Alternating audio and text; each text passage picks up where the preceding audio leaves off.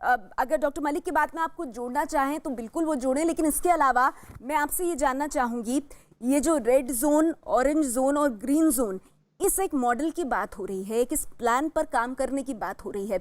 आपको लगता है कि अलग अलग राज्यों की परिस्थितियों के हिसाब से हॉटस्पॉट्स को ध्यान में रखते हुए ये एक कारगर तरीका हो सकता है आगे बढ़ने का और कोरोना के फैलाव को रोकने का?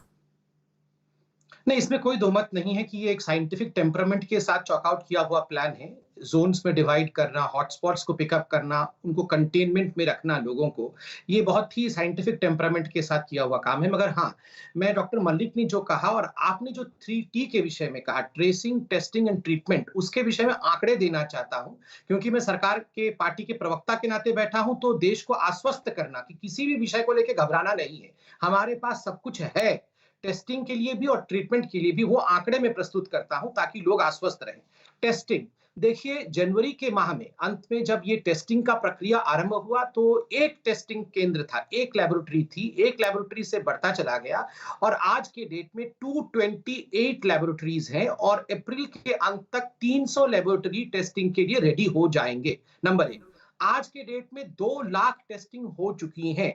आज के डेट में लगभग 18,000 टेस्टिंग प्रतिदिन हो रही है और जितने किट हमारे पास अवेलेबल है वो आने वाले 6 महीने तक सभी टेस्ट हो सके उसके लिए पर्याप्त है। तो 6 महीने के लिए हमारे पास टेस्टिंग किट अवेलेबल है, किसी को भी पैनिक मोड में जाने की जरूरत नहीं है। हाँ, मगर कुछ राज्यों के पास, जैसे कि आज आईसीएमआर की जो अध्यक्षा है मिस दत्ता, कलकत्ता की, वेस्ट बंगाल की, उन्होंने अपने इंटरव्यू में कहा कि हमारे पास 27,500 टेस्टिंग किट तो है, किंतु राज्य सरकार अंडर टेस्टिंग करा रही है, टेस्टिंग करा ही नहीं रही है। ये उचित नहीं है। सभी राज्य सरकारों से अपील है कि टेस्टिंग किट है, आप संख्या छुपाए ना, आप टेस्टिंग कराएं। नंबर एक। हम्म। नंबर दो, ट्रीटमेंट।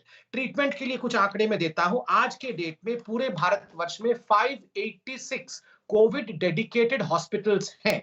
आज के डेट में कोविड के ट्रीटमेंट के लिए 1,40,000 डेडिकेटेड बेड है। आज के डेट में कोविड से ट्रीटमेंट के लिए 11,000 डेडिकेटेड आईसीयू बेड है।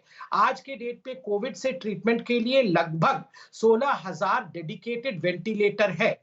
जहां तक पीपी, क्योंकि खुद डॉक्टर्स यहाँ बैठे हुए हैं, पुलिसकर्मी भी हैं यहाँ पे, पीपीई किट के बारे में, जो पर्सनल प्रोटेक्शन किट होता है, उसके विषय में क्वेश्चंस होता है। मैं क्लियर कर दूं कि जब पूरे हम इस प्रकरण में गए थे कोरोना वायरस में, उस समय हिंदुस्तान में कोई पीपीई मैन्युफैक्चरिंग नहीं होती थी, बाहर से ही मंगाया जाता था, निर्यात किया जाता था। आज के डेट में 39 फैक्ट्रीज मिलके पीपीई किट हिंदुस्तान में बना रही है और 27 लाख किट हिंदुस्तान में बन के तैयार हो चुकी हैं, जो राज्यों में जिनको डिसबर्स कर दिया गया है। ठीक है। वेंटिलेटर भी पहले हिंदुस्तान में नहीं बनता था। आज के डेट में 50,000 वेंटिलेटर भारत की सरकार ने यही बनाया है, जिसमें एक बड़ा हाथ डीआरडीओ और नेवी का भी है। ये अपने आप में बहुत बड़ी बात है। ट्रेसिंग में मैं कहूंगा, आपने 3T तो कह दिया, मगर याद रखिए इन सभी 3T के ऊपर अगर एक और टी हो जाए तो वो बहुत घातक सिद्ध होगा।